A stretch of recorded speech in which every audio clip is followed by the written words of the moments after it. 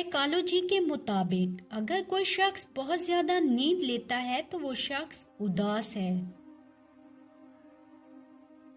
अगर कोई शख्स छोटी छोटी बातों पर भी गुस्सा करे तो यकीनन उस शख्स को मोहब्बत की जरूरत है।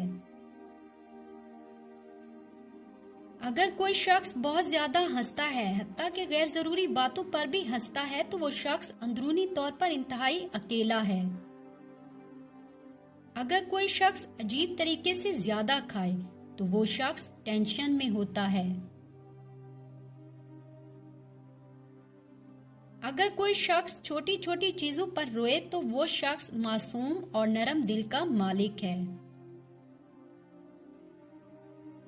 अगर कोई शख्स कम बोलता है मगर जब बोलता है तो अगर तेजी से बोले तो वो शख्स अपने अंदर कुछ राज रखता है। अगर कोई शख्स रोता नहीं है तो वो शख्स अंदरूनी तौर पर कमजोर है।